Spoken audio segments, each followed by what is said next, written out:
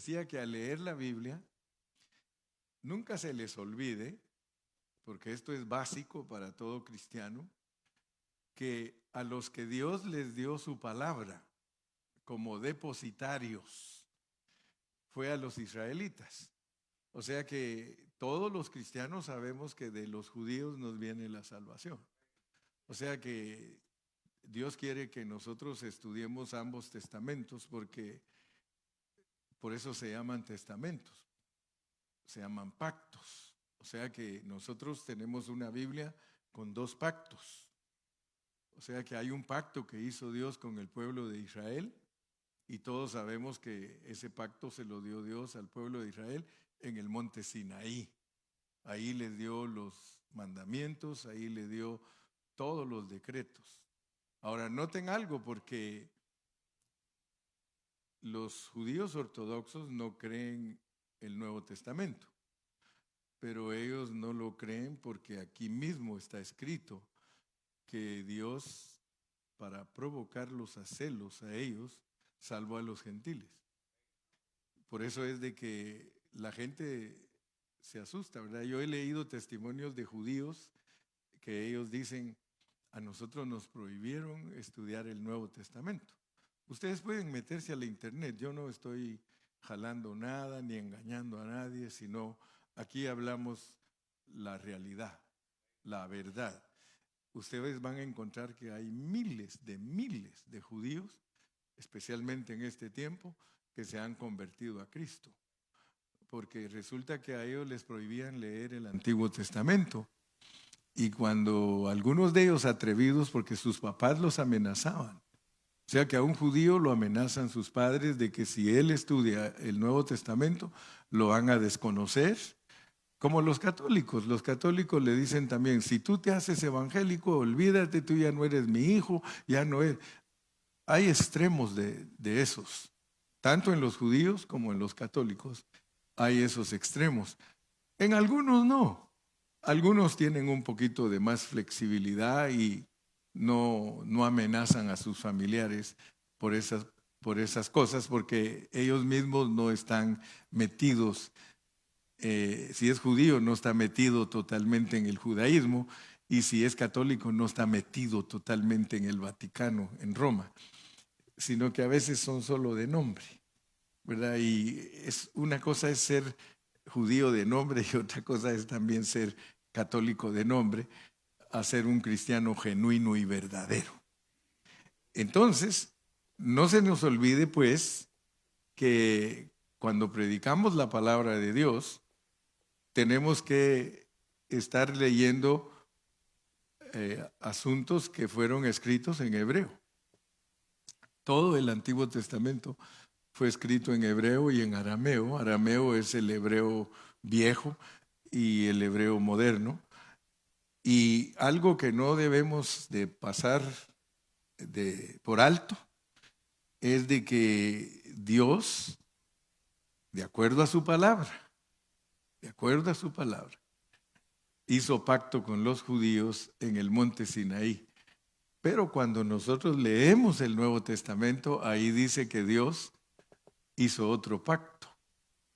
Pero resulta que los cristianos descuidados no se dan cuenta en dónde hizo Dios el pacto del Nuevo Testamento, ¿verdad? Porque el pacto que hizo el Señor Jesucristo, cuando ya uno estudia la palabra de Dios en una forma responsable y profunda, el pacto que hizo el Señor Jesucristo es un pacto celestial.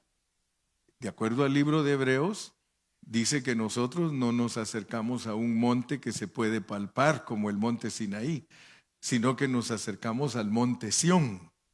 O sea, es muy importante que los cristianos sepan en dónde hizo pacto Cristo, porque los cristianos hablan mucho del nuevo pacto, inclusive leemos pasajes de Cristo mismo diciendo: esta es mi sangre del nuevo pacto. Pero si usted le pregunta a un cristiano: ¿y en dónde hizo pacto Cristo contigo?, va a ser bien difícil que le conteste correctamente, porque no está posiblemente bien enseñado. Pero entendamos estas cositas pues, porque si nosotros las alcanzamos a ver con toda claridad, entonces nosotros vamos a entender que el antiguo pacto, el Antiguo Testamento, fue dado a gente judía, a israelitas, pero resulta que está escondido ahí en ellos todos los tratos de Dios con los gentiles. Ahora, ellos no lo alcanzan a ver. Por ejemplo, esos testimonios que les digo de judíos que se convirtieron a Cristo, ellos dicen que se asustaron, porque cuando empezaron a leer Mateo, que es un libro para nosotros los gentiles, empiezan a darse cuenta que habla de Abraham, de Isaac, de Jacob, de todos los reyes de Judá, de todos los reyes de Israel. Y ellos dicen, pero este libro es judío. ¿Por qué nos prohíben a nosotros? Y un científico judío que se convirtió a Dios al leer el Nuevo Testamento, él dijo, no, dijo, pues a nosotros nos escondieron todo lo de Cristo. Y él aceptó a Cristo, lo reconoció como su Salvador, entendió que Cristo murió por él, por sus pecados, y entonces le dijo a su papá. Y su papá al principio estaba enojado, pero después Dios le dio sabiduría a él y le dijo, papá, lee el Nuevo Testamento. Tú me prohibiste a mí cuando era joven leer el Nuevo Testamento y el Nuevo Testamento es judío. Le dice, solo mira cómo empieza y le empezó a leer. Vamos a Mateo 1:1, porque estamos ocupados en estos pasajes y ahorita les digo a los que por primera vez están aquí, porque tengo que preocuparme que los que por primera vez están aquí sepan por dónde andamos y qué estamos haciendo, para que ellos digan, bueno, entonces fuimos y van un poquito adelantados, dice, ¿verdad? Porque vamos tal vez unos 10 años más adelantados que algunos. Dice, mire, libro de la genealogía de Jesucristo, hijo de David, hijo de Abraham. Usted le habla a un judío de David y de Abraham, ellos saben que el rey David fue el segundo rey de cuando Israel estaba unido. Ustedes saben que Israel permaneció unido por 120 años. Su primer rey fue Saúl, después David y después vino Salomón. Y ellos gobernaron 120 años. Entonces, si ustedes ven, un judío empieza a leer el libro de nosotros, porque este es el libro de nosotros, pero es que a nosotros también nos basan en Israel para entender nuestra salvación. Si nosotros no entendemos a los judíos del Medio Oriente, jamás podemos entender nuestra salvación, porque nuestra salvación viene por ellos, porque a ellos los escogió Dios. Ahora, aparentemente los escogió primero, pero cuando ya uno estudia la Biblia, uno se da cuenta que no. Uno se da cuenta que Dios escogió a judíos y gentiles juntos.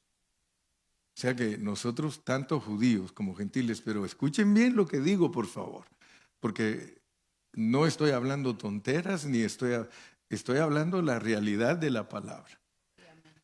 Judíos y gentiles de fe, judíos y gentiles de fe, a ellos los escogió Dios en Cristo.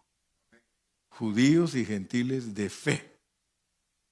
Por eso, de ellos vino primero la salvación, pero de los judíos de fe, no de los judíos que cerraron su corazón cuando Cristo vino. Porque los judíos que cerraron su corazón cuando Cristo vino no lo recibieron. No lo recibieron.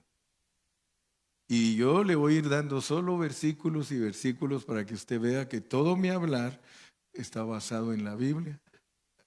Que soy un buen abogado, porque un buen abogado sabe citar la ley. Leamos Juan 1:12 y después regresamos a donde estamos en Mateo. Juan 1:12.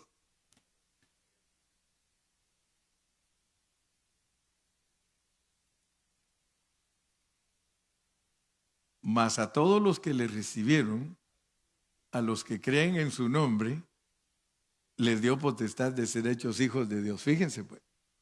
Mas a todos los que le recibieron, porque Cristo vino, pero no todos lo recibieron. Regresemos al versículo 11. Versículo 11. A lo suyo vino. ¿Quién era lo suyo? Él era judío. Él vino a los judíos. ¿Y qué pasó con los judíos? ¿Se da cuenta? Los judíos no lo recibieron. A lo suyo vino y los suyos no le recibieron. Pero ya nosotros que estudiamos la Biblia un poco, sabemos que era un plan de Dios. Yo a veces me he atrevido y les digo, es un plan con maña. Es un plan con maña. Porque resulta que Dios no lo escoge a uno aquí en la tierra. Ni ellos que son de fe son escogidos aquí en la tierra, ni nosotros. A nosotros, si usted entiende este negocio, nadie puede venir a esto si no lo escogió Dios antes de la fundación del mundo. Entonces, tanto judíos como gentiles tuvieron que ser escogidos antes de la fundación del mundo, porque de ambos pueblos hizo uno. O sea que, ¿quiénes fueron los judíos que sí lo recibieron? Sus discípulos eran judíos. Y toda la gente que aparece ahí, usted lo lee en el Nuevo Testamento, las mujeres, hasta políticos lo recibieron. Habían herodianos, esos eran políticos de Roma, y muchos de ellos se convirtieron. Habían fariseos que eran maestros de Israel, que eran los príncipes de Israel. Algunos de ellos lo recibieron. Entonces, todos los que lo recibieron, verso 12, a lo suyo vino y los suyos no le recibieron, mas a todos los que le recibieron, sean judíos o sean gentiles, a los que creen en su nombre, les dio potestad de ser hechos hijos de Dios. Ustedes saben que a los cristianos nos dicen aleluyas, y a veces nos dicen que nosotros solo hablamos de Cristo y que no hablamos de la Virgen y que no hablamos de los santos. Pero el asunto es que la Biblia no hace énfasis ni en la Virgen ni en los santos. La Biblia solo hace énfasis en Jesucristo. Y hasta dice, no hay otro nombre dado a los hombres más que Jesucristo. Por eso es que ustedes nos van a oír a nosotros los cristianos hablar de Cristo, Cristo, Cristo, Cristo, Cristo, Cristo, Cristo, Cristo. Y algunos que por primera vez tal vez se acercan a nosotros, dice, ¿dónde están los santos? Aquí los santos están en las bancas, porque a nosotros es los que Dios llama santos. Entonces, regresemos a nuestro libro Mateo. No se les olvide que el Nuevo Testamento fue dado a los gentiles, a las naciones, y los pobres judíos se los impedían sus padres que lo leyeran, y por eso es que ellos están en una total ignorancia del Nuevo Testamento. Ellos le hablan a uno del Antiguo Testamento y bien estudiosos del Antiguo Testamento, la ley de Moisés, pero cero de la gracia de Cristo. Y entonces eso hace que la persona no sea salva, porque a los que creen, a esos es los que Dios salva. Entonces, al leer este libro de Mateo, Ezequías era un rey de Judá, Manasés era otro rey de Judá, Amón era otro rey de Judá, Josías otro rey de Judá. Y ustedes dirán, ¿por qué están estudiando a los reyes? Los estamos estudiando por una razón. Porque vamos a leer Mateo capítulo 1 y versículo 17. 16 y 17. Mateo 1, 16 y 17. Y ahorita usted va a entender por qué estamos estudiando Mateo del 1 al 17. Y Jacob engendró a José, marido de María, de la cual nació Jesús, llamado el Cristo. Los judíos ven a Jesús. Ellos dicen, sí, nosotros sabemos. Él ahí nació en Belén, dice. Es más, dice, es hijo de fornicación. Fíjese la mentalidad que tienen los judíos, que María engañó a José, porque como antes de casarse estaba panzona, antes de casarse estaba embarazada. Por eso todos dijeron, es hijo de fornicación, porque nosotros sabemos que ni siquiera se han unido y a ella está embarazada. Así que esa era la idea de los judíos al ver a Jesús, es un hijo de fornicación. ¡Wow! Yo he explicado todos esos asuntos, porque esos asuntos son misteriosos, pero no me voy a meter hoy. Solo vamos a estar tratando de entender que no solo es Jesús, sino que Él es llamado el Cristo. Por eso nosotros los del Nuevo Testamento lo conocemos como Jesucristo. La Biblia es específica. Nació Jesús, esa es su humanidad. Y el Cristo es la divinidad de Él. El judío no cree que Dios se encarnó. Nosotros los cristianos sí creemos que Cristo es Dios hecho carne. Entonces esa es la enseñanza del Nuevo Testamento.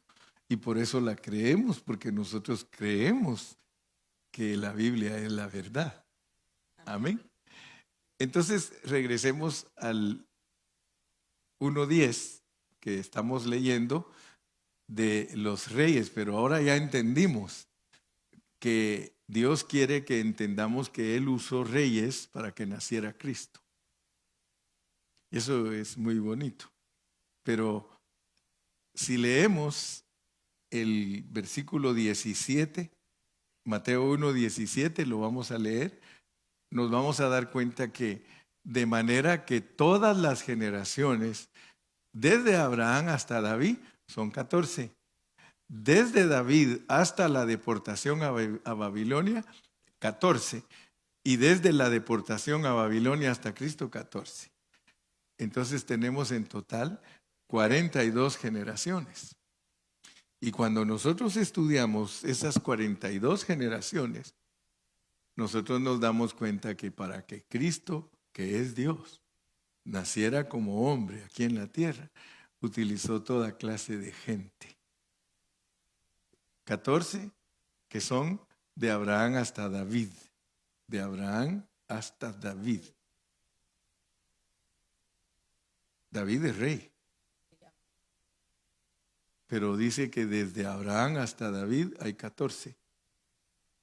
Si Abraham no fue rey, ni Isaac, ni Jacob, y ustedes van a encontrar todos los que Dios usó para que naciera Cristo, de Abraham a David, 14 generaciones. Desde David, repite a David, fíjense pues, repite a David, lo cual significa que de Abraham hasta el inicio de los reyes, 14, y del inicio de los reyes a la deportación a Babilonia, porque para que nosotros entendamos todo esto tenemos que saber historia.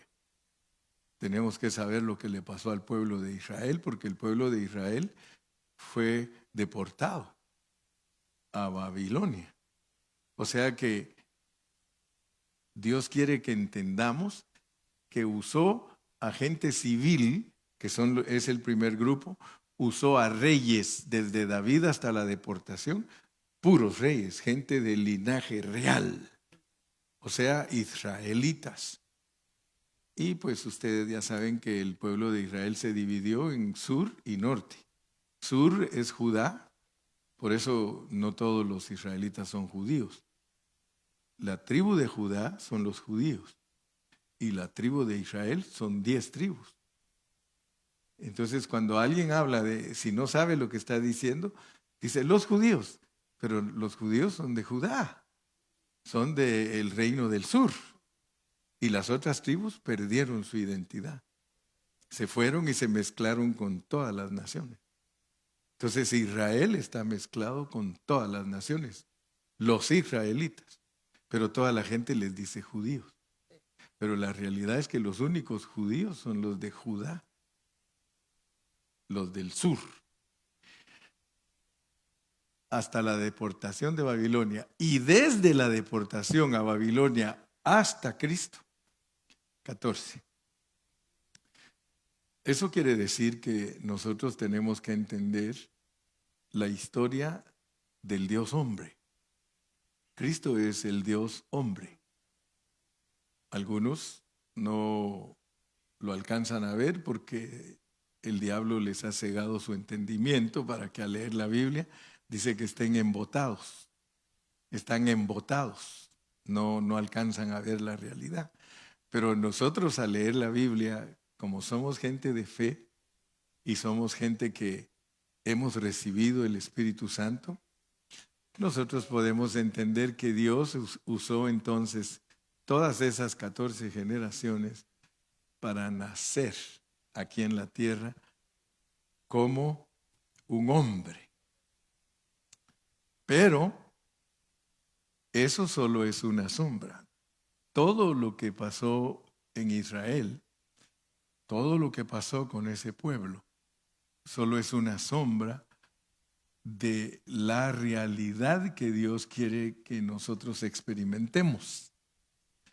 Porque resulta que cuando Cristo vino a esta tierra, todo cambió.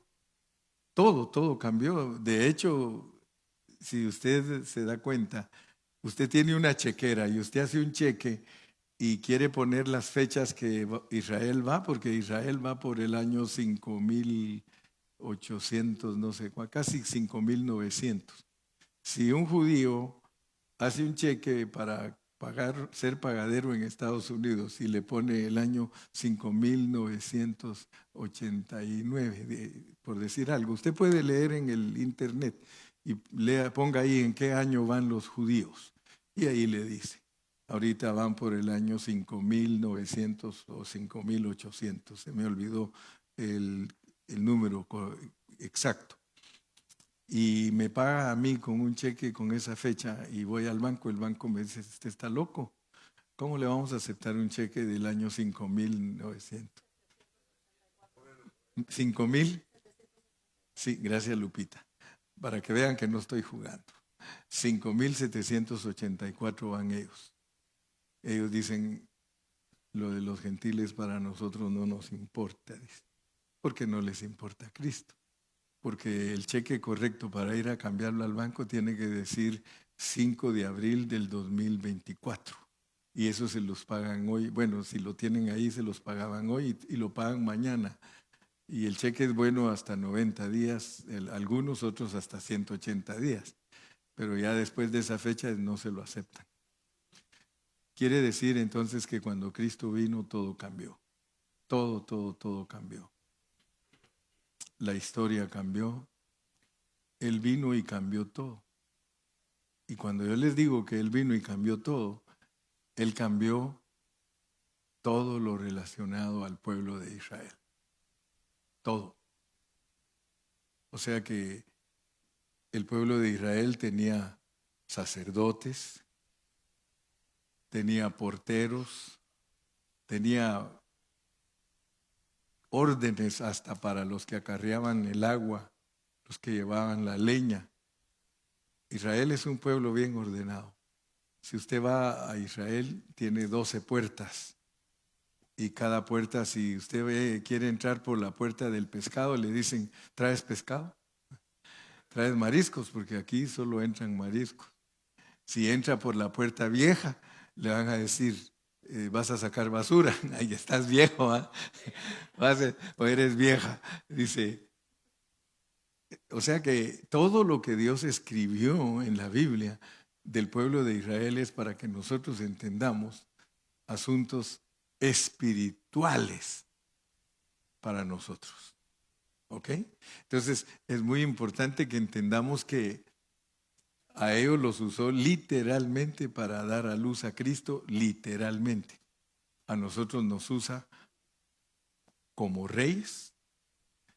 Todos los reyes de Israel fueron sustituidos por nosotros. Regresemos. Apocalipsis 1:6 y Apocalipsis 5:10. Lo tengo que ir convenciendo con la palabra para que usted sepa que estoy hablando verdad.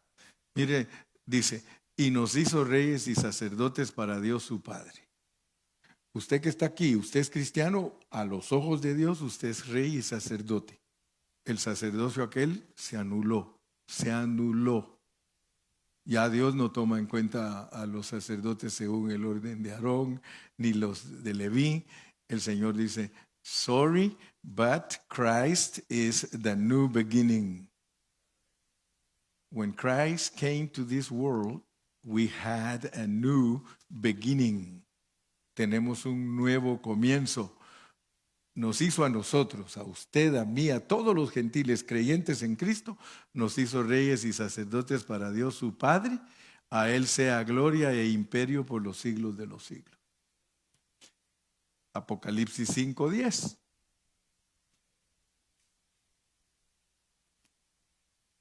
Y nos ha hecho para nuestro Dios reyes y sacerdotes, y no solo eso. A usted y a mí nos ofrece el reino sobre esta tierra. Hable con los testigos de Jehová y le van a decir que ellos son los que van a ser reyes aquí en la tierra. A lo mejor algunos, si son fieles a Cristo. Pero que yo sepa, los testigos de Jehová no han aceptado a Cristo, no lo aceptan como Dios hecho hombre. Ellos dicen que es un profeta y que es un buen hombre y que es un ángel, y que lo mismo que los israelitas. Ellos parece que fueran una copia de los israelitas, pero son de las naciones. Y reinaremos sobre. Aleluya, yo estoy gozoso. Porque ahí la Biblia me dice lo que yo soy. Entonces, yo no soy de la línea de David. Yo no soy de la línea de Ezequías, ni de Amón, ni de Manasés, ni de Josías. Yo soy un pobre maya mezclado con español. Somos de allá de la sierra, ¿verdad? Nosotros no tenemos sangre. Los mesiánicos, para ganarnos y hacernos adeptos de su grupo, ellos dicen que nosotros somos las tribus que nos perdimos entre los gentiles, y se basan en que todo el que tenga apellido que al final de su apellido sea EZ o ES es judío. Pues si todos los latinos tienen ES y EZ, Martínez, Pérez, ¿sí? ¿Cuál otro? Álvarez, Rodríguez, López. Por eso ellos tienen mucho pegue con los pobrecitos ignorantes latinos que los engañan haciéndoles creer que son las 10 tribus perdidas de Israel. Pobrecitos, porque la única que tiene la verdad es la Biblia. Ok, entonces ya con ese preámbulo que les di, ya puedo empezar a predicar, ¿verdad? No, ahí me van diciendo cuántos minutos. ¿Cuántos llevo? ¿Cuántos me faltan? 15. Ya vieron que se va el tiempo rápido. Ya hablé 30. Entonces me voy a apurar porque solo 15 me quedan para que ustedes puedan entender el pensamiento que quiero transmitirles. Vamos a irnos a Segundo de Reyes, capítulo 23 y versículo 4. Segundo de Reyes 23, 4. Segundo de Reyes 23, 4. Bueno, ustedes saben que entonces, si uno se acuerda, pero regularmente uno fue a la escuela y la escuela no pasó por uno, porque casi todos los que fueron a la escuela se aprendían de memoria las cosas solo para ganar el examen. Y a veces hasta copiando, ¿verdad? Pero la cosa era ganar el examen. Pero entonces es un adverbio de tiempo. Así, créame, vaya si quiere y póngalo ahí en Google, lo dijo aquel. Ponga de acuerdo a la gramática el adverbio entonces de qué es, y le van a decir es de tiempo. Entonces. O sea que cada vez que la Biblia dice entonces, luego, está refiriéndose a ese tiempo. En ese tiempo que leemos los versículos del 1 al 3, En ese tiempo que sucedió eso, entonces mandó el rey al sumo sacerdote Hilcías. Estamos hablando del pueblo de Israel, estamos hablando de Judá, pero nosotros tenemos que saber qué significa para nosotros esa lectura, porque ellos solo son sombra, ellos solo fueron puestos en la Biblia para que nosotros los gentiles entendamos en parábola qué significa para nosotros. O sea que todo lo que habla la Biblia en el Antiguo Testamento es parábola para nosotros los gentiles. Por eso no cualquiera entiende la Biblia. ¿Por qué? Porque son parábolas. Mire, entonces mandó el rey al sumo sacerdote Hilcías. Primero que todo, nosotros tenemos que saber en la Biblia, para nosotros los cristianos del Nuevo Testamento, qué significa un sumo sacerdote. ¿Quién era un sumo sacerdote para los judíos? Era el jefe de los sacerdotes. El sumo sacerdote lo ponía la autoridad eclesiástica de ellos, y la razón por la cual era sumo sacerdote, hagan caso y cuenta, por eso el catolicismo cree que el Papa es el sumo sacerdote de la Iglesia Católica. Y ellos dicen, nosotros nos basamos en la Biblia y por eso tenemos un sumo sacerdote. El Papa, una vez lo ponen de Papa, él no puede dejar de ser Papa a menos que se muera o renuncie. Pero él es Papa hasta el último día de su vida. El sumo sacerdote era alguien que ministraba hasta el último día de su vida. Los sacerdotes regulares no. Ellos ministraban de 25 años a 50.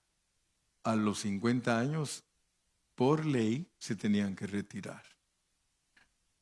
Entonces, para nosotros los cristianos del Nuevo Testamento, ¿qué representa un sumo sacerdote? Si Dios te ve a ti como sumo sacerdote, ¿qué está viendo Él en ti? Que vas a ser una persona que va a ministrar hasta el último día de su vida.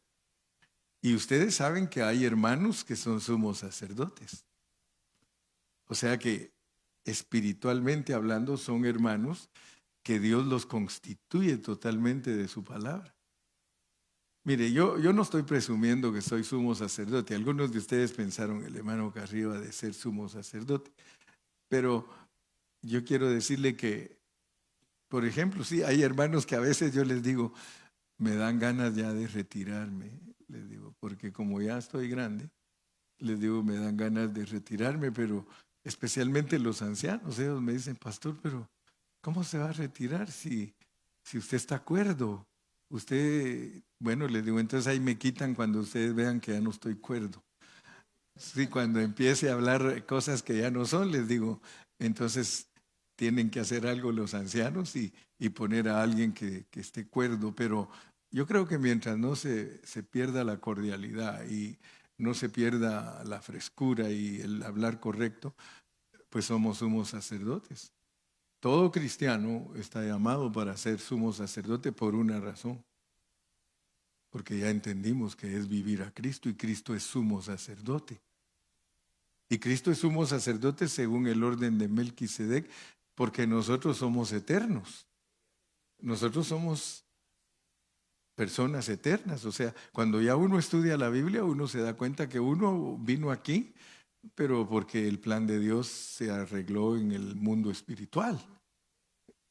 Nosotros, al haber sido creados en Cristo Jesús, somos personas eternas, igual que Cristo. Igual, si Él es nuestra cabeza, nosotros somos la esposa. Y así como Adán traía en su costado a su esposa Eva, dice que ahí en la costilla se la sacaron, así también Cristo tiene a su esposa en su costilla, espiritual. ¿Ok?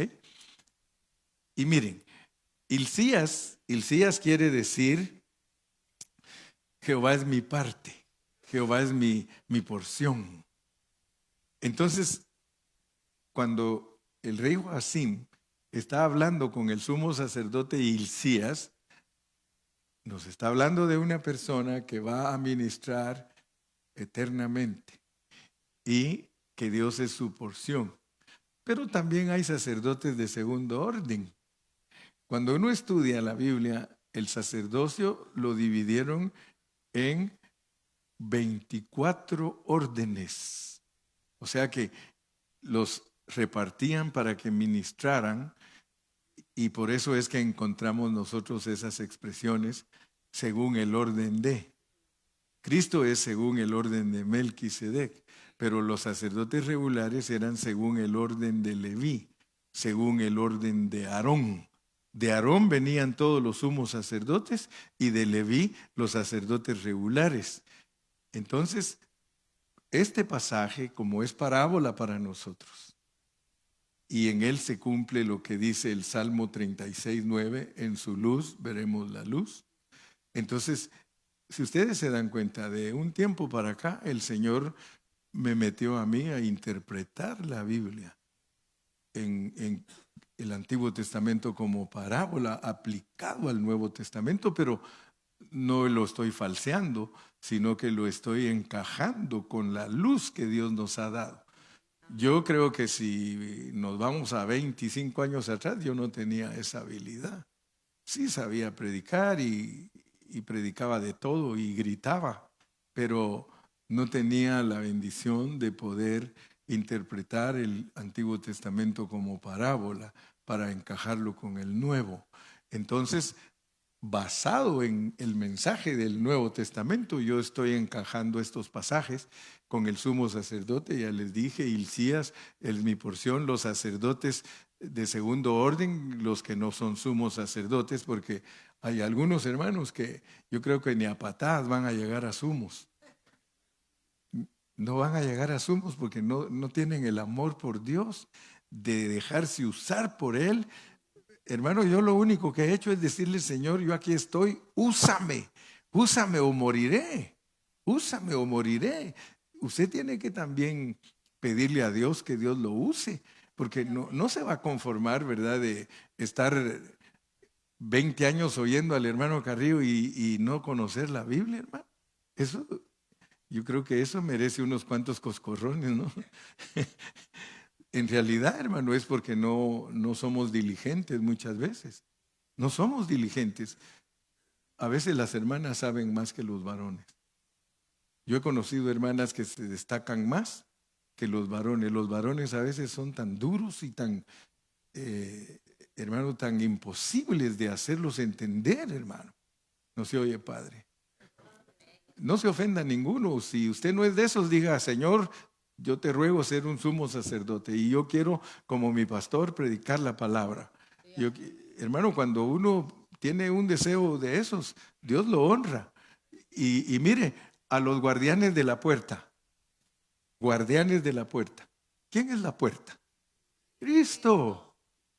¿Se recuerdan que se ha venido hablando en estos pasajes de los reyes que había que reparar la puerta?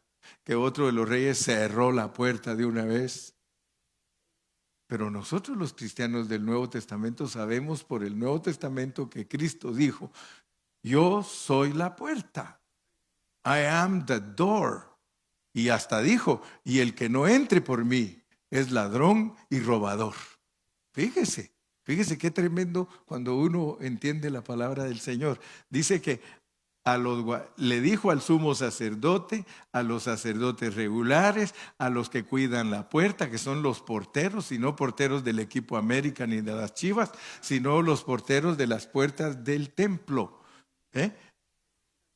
que sacasen del templo, fíjese, que sacasen del templo de Jehová todos los utensilios que habían sido hechos para Baal. Si usted lee Jueces, usted va a darse cuenta que Dios a Israel le habla bien fuerte y le habla bien duro, porque a Israel le prohibió que adquiriera todas las costumbres de los pueblos que estaban a su alrededor. Le prohibió. Dijo, y vosotros no seréis como los pueblos que están a vuestro derredor, ni adoraréis a los ídolos de ellos, ni adoraréis a sus dioses, ni serviréis a ninguno de ellos. Y fíjese lo que pasó.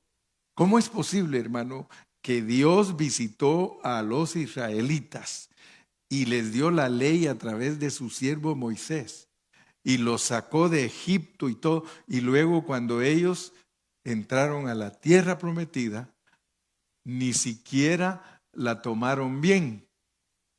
Porque el problema del pueblo de Israel fue que no hizo caso a todo lo que Dios le había mandado. Pero ¿qué quiere decir eso para nosotros? Que nosotros no hacemos caso. Que nosotros tenemos un problema bien serio. Nosotros adquirimos todas las costumbres de los mundanos. Todas las costumbres, hermano. A veces a mí me hacen preguntas. Porque me dicen, hermano Carrillo, ¿y es pecado esto? ¿Y es pecado aquello? Y aunque les diga que es pecado, lo siguen haciendo. Eso es tremendo, hermano. Yo se los digo como pastor. Muchos me han preguntado, hermano, tal cosa es pecado. Le digo, sí, hermano, eso no le agrada a Dios. Y yo miro que lo mismo les da que yo les diga que no agrada a Dios, lo siguen haciendo. Todos los utensilios que habían sido hechos para Baal. Baal quiere decir Señor. Baal, de acuerdo a la historia, a él lo ponen como consorte de Acera. Consorte es esposo. Lo ponen como consorte de Acera. Y mire qué había pasado aquí.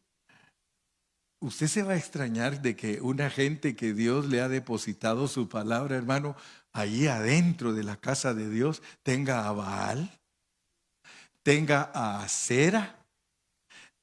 Y mire, todo el ejército de los cielos, ángeles, fíjese, y los quemó fuera de Jerusalén. Jerusalén para nosotros representa la vida de la iglesia. Jerusalén, qué bonita eres. Jerusalén, qué bonita eres. Jerusalén en la Biblia tipifica el cuerpo de Cristo, la iglesia local y universal. Y fíjese que todo eso lo sacó Josías. Y ustedes se van a asustar, porque Acera, lean quién era Acera. Acera era una diosa cananea, una diosa. Fíjese que cuando Elías quiso demostrar el poder de Dios, dijo que trajeran a los 450 profetas de Baal y 400 de Acera. Y dijo, tráiganlos y que le pidan a Baal y que le pidan a Acera, y yo le voy a pedir al Dios verdadero y el Dios que conteste con fuego y consuma el holocausto, que ese sea el verdadero Dios. Ahora fíjense, todo esto, si ustedes lo estudian cuidadosamente, tener en la vida de la iglesia Baales, tener en la vida de la iglesia Aceras, tener en la vida de la iglesia el ejército de los cielos, hermano, eso es abominación para Dios. Abominación para Dios. Y quiero decirles que debido a que la Iglesia Católica ha aceptado todas las perversidades y todas las cosas malas, por eso la Iglesia Católica está como está. Pero si nosotros no tenemos cuidado, nosotros también nos volvemos igual que ellos y participando en cosas que no debemos participar. Estudien quién era Acera. Acera es una estatua de madera. O sea que agarraban un árbol y lo tallaban. Y era la diosa de la fecundación y lo tenían en el templo de Dios. ¿Quién se puede imaginar que los judíos, gente que Dios les declaró su palabra, gente que les dijo Dios, y seréis diferente a todas las naciones, y no haréis ídolos ni adoraréis cosas paganas, resultaron haciendo eso? En cuanto a ellos, si ustedes leen la historia, dice que cuando se murió Josué, todo el pueblo se pervirtió. Por eso es bien importante la predicación de los líderes que quieren agradar a Dios. Yo le he dicho, Señor, yo voy a predicar en pan de vida la verdad tuya, aunque se enoje quien se enoje. Pero tener a acera, escuchen bien por favor, tener a acera es tener un árbol adentro de la iglesia. Por eso cuando a mí me pregunta, hermano, el árbol de Navidad, mira, le digo, yo no quiero que te ofendas, pero muchas cosas que los cristianos tienen son puras cosas paganas que se vinieron y se fueron metiendo entre los cristianos. Hoy día todos los cristianos su arbolito con regalos y todo, y eso es acera. Si no limpiamos nosotros nuestras vidas de eso, hermano, vamos a seguir endeudados con las tarjetas, porque en las tarjetas las hermanas compran todos los regalos de Navidad y bien endeudados en enero que no tienen ni para regalar una ofrenda para la iglesia. Y cuando usted los analiza, están con cosas paganas adentro de la iglesia. Usted deje que Dios lo dirija, hermano. A mí no me pueden acusar porque cuando me preguntan, yo digo, yo no creo en eso, pero allá usted. Yo no creo en eso. Allá usted. En las Navidades todos andan viendo si en mi casa hay arbolito. Pues ¿cómo va a ver si le estoy diciendo que no creo en eso? ¿Verdad? Pero yo siempre le oro a Dios y le digo, Señor, muéstrales a los hermanos que Baal y Acera, Baal, Zebú, el dios de las moscas. Hermano, nosotros tenemos ídolos en nuestra manera de ser y nosotros muchas veces ni siquiera nos damos cuenta. Porque ellos tenían ídolos de esos, pero usted puede ser que tenga sus idolitos por ahí. A lo mejor le gusta hacer algo que a Dios no le agrada y esos son sus ídolos. ¿Sí? Algunos tienen ídolos por ahí escondidos, cositas que tienen, costumbres que tienen, cosas que hacen y no se cuidan de estar que habían sido hechos para Baal, para Acera y para todo el ejército de los cielos, y los quemó. Los quemó. ¿Por qué no los quemas, hermano? Y mira lo que dice después el verso todavía el 4. Todavía el 4 sigue, mire. Y los quemó en el campo del Cedrón. Yo le expliqué a usted quién era Cedrón, el que está entre Jerusalén y el monte de los Olivos, las aguas sucias, en donde se va a tirar todo lo que no sirve. E hizo llevar las cenizas de ellos a la casa de Dios. Betel quiere decir la casa de Dios. Bet-el. Bet es casa, el Dios. La casa de Dios es la iglesia. La iglesia la tenemos que limpiar si queremos ser vencedores. Tenemos que limpiarnos de todo lo que nos está impidiendo ser las personas, los sumos sacerdotes, los sacerdotes del segundo orden, etcétera. ¿Y qué es llevar cenizas a la casa de Dios? Aquí traiga las cenizas de todo lo que Dios le pide que. ¿Sabe qué es? Las cenizas en la Biblia, ¿qué representan? Representan la satisfacción de Dios. Cuando se quemaba el holocausto, dice que tenía que quedar pura ceniza. Y la ceniza es la representación de algo que no tiene voluntad, de algo que se acabó. Hasta que nos acabemos delante de Dios en todas nuestras idolatrías, nosotros vamos a poder ser personas que agradan a Dios. Así que este asunto es serio. Que Dios me lo bendiga y pues no se ponga triste porque le quité su arbolito. No se ponga triste. A lo mejor este año no se endeuda tanto porque el Christmas está bien comercializado. Lo tiene preso. A muchos los tiene presos, hermano. No les alcanza ni el sueldo para comprarle al tío, al sobrino, a todo le compran, hermano, y se quedan bien endeudados. Mejor dígales, ya no creo en eso. ¿Sí? Le van a decir, entonces no te doy regalo. No, los regalos sí creo. Dámelos en otra fecha. Dámelos en otra fecha. Sí, tenemos que irnos limpiando. Que Dios tenga misericordia de nosotros y que nos vayamos limpiando, pero con convicción. No haga nada porque el pastor dice, convénzase usted. porque entonces es manipulación. Y yo aquí no estoy para manipular a nadie. Si usted se convence, hágalo. Si no se convence, allá nos vemos cuando nos pidan cuentas. Va a andar avergonzado, dice. Va a andar, me va a voltear a ver a mí, híjole, me lo dijo.